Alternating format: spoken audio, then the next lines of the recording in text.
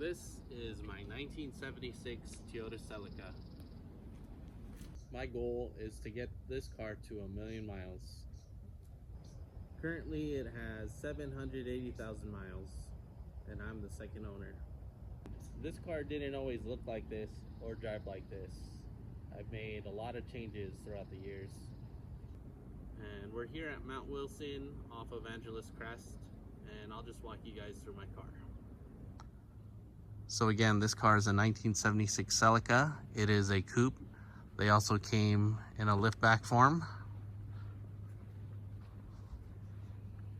1975, 1976 was when they transitioned to the big park bench bumpers, the DOT bumpers. I replaced them with some fiberglass bumpers. Front and rear bumpers are Toy Garage. Shout out to Max for the chin spoiler, which is also Toy Garage.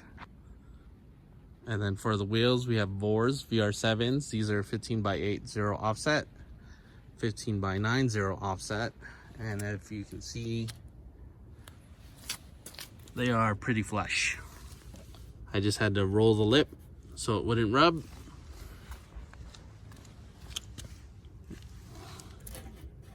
Same with the front. So far so good. No rubbing. We also have these dealer option louvers. I'm going to thank these louvers for keeping the interior good because there's no tint here. And there's just these thumb screws you take off here. So you just lift it up. There's hinges on the other side and you can clean your window. And then when you're done with that, you can get these back into place.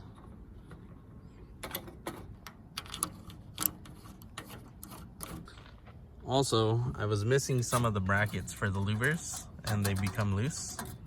So I just 3D printed some little doodads here that kind of click into place, and it kind of helps stabilize things.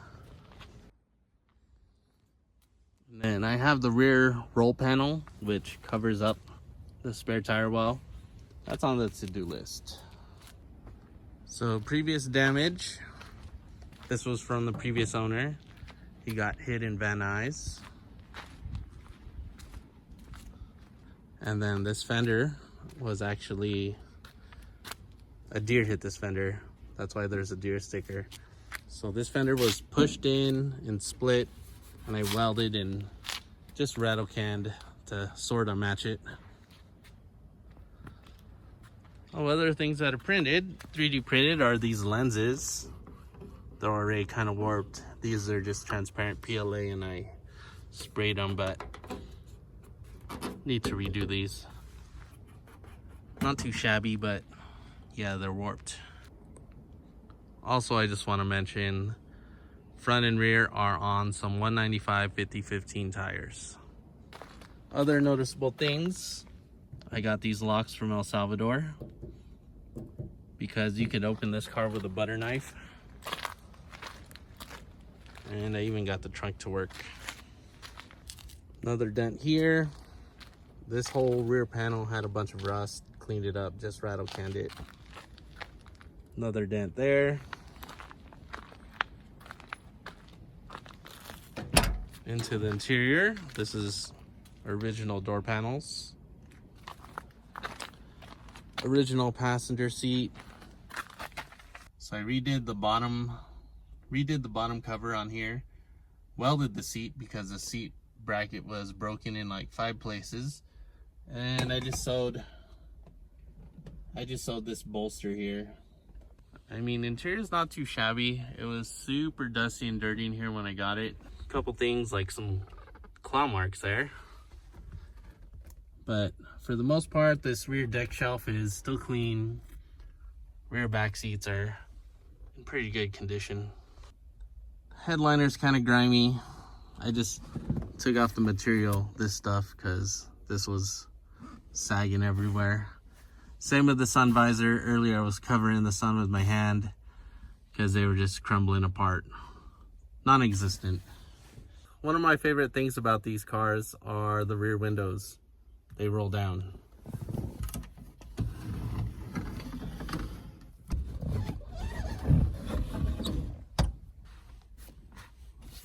no B-pillar. Also, you gotta have a fire extinguisher, especially if you have a carbureted car. Old car in general. Little things, I had to change the turn signal assembly because this thing was broken. Upgraded the steering wheel. Oh, these little doodads are 3D printed. And then I had to fix the blower resistor and fix the blower switch because that wasn't working. E-brake cable, e-brake wasn't working, so I had to fix that. So I just have a little Bluetooth transmitter here with a volume knob hooked up to the stock speakers and connects to my phone. And yeah, I believe this is the stock dash pad. It's not a cover. There's no cracks. Actually, there's a little tear right there, but it's in pretty good condition. It's not lifting. And then my windshield was cracked previously from here, so I changed it with this one and I cracked it in the same spot. Good job. So yeah, it definitely changes the look with the window down, having no B-pillar. So I did some unconventional repairs. Unconventional repairs, like on this seat belt here. This is from like a 99 Toyota Corolla. It was all frayed and terrible. Don't do what I do.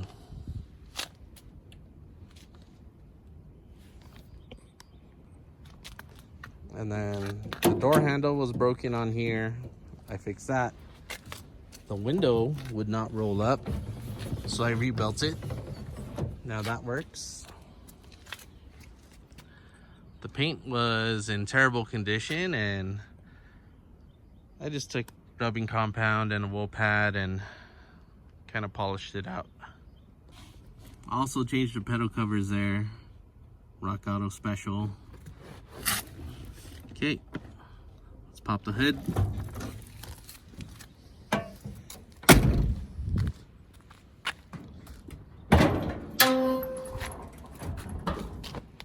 So also upgraded the hood hinges because these things were a mess. They're both, the hood hinges were floppy and it was almost impossible to open this hood without it trying to fall off. And then you can see my max speeding coilovers, $100 coilovers. These are off of a Hyundai Veloster, and it's still a divorce setup in the rear, so it has a spring separate that's height adjustable. And then we have some, I believe, Doug Thorley headers.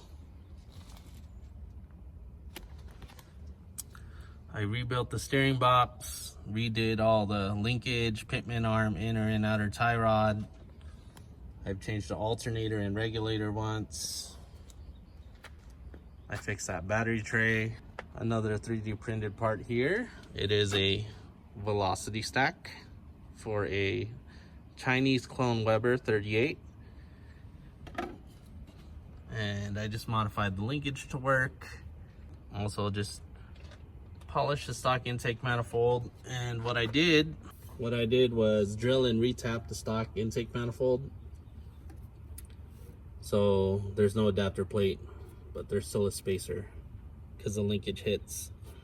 So stock fuel pump, but I have a return line. So this is the feed to the carb, and this is the return, probably like 3 psi.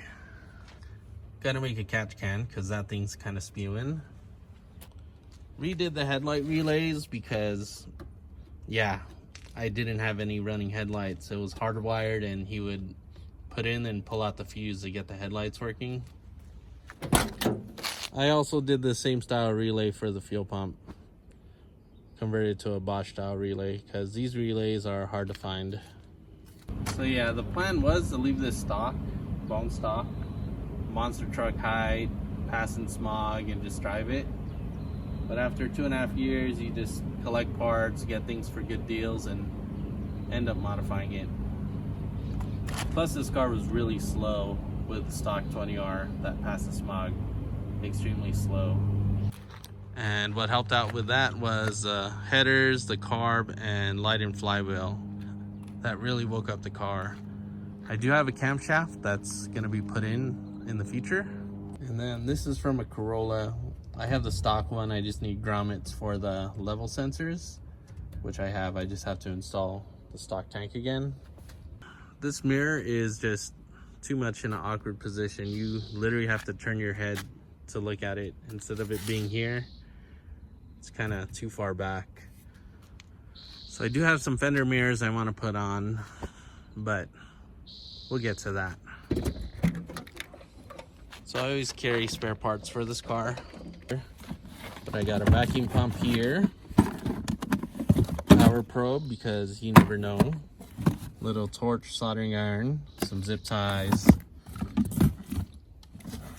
We got a fuel pump, fuel filter, distributor cap, rotor, spark plugs, JB weld, air compressor, jump starter, tools, extra belt, spare radiator hoses, some oil. Just because this car left me stranded once and I was not prepared. So why does this thing have so many miles? Well, I'm the second owner. The original owner, Al, bought this car brand new, drove to Aspen for his honeymoon, got hit by a deer. He was an aircraft mechanic and he kept a logbook of everything he did to this car. So I have 4 books. So he would write down the part number, the price, the mileage, what he did to it, etc. for every single thing. So oil change, belt, differential change, carburetor rebuild, the mileage, the parts, part number, price. And he drove this car from Palmdale to Van Nuys Airport every day, 5 days, 6 days a week. And the odometer actually stopped working, so it should theoretically have 820,000 miles because I just fixed the odometer. And I fixed the odometer maybe a year having this car. I'm really hoping to hit 1 million miles sometime in my life. I'll definitely say this car is a survivor. It is almost 50 years old, 1976 to 2026. In 2026, it's going to be 50 years old. My original goal was to get to 1 million miles by then, but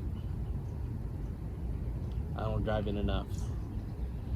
Which brings me to my next thought. Cars are meant to be driven. And I enjoyed even more that it actually looks decent, it handles decent, and it's kind of quick for a 76 Celica compared to stock. Okay, thank you for watching. Watch the Celica playlist. It consists of everything I've done to this car. I even rebuilt these door hinges.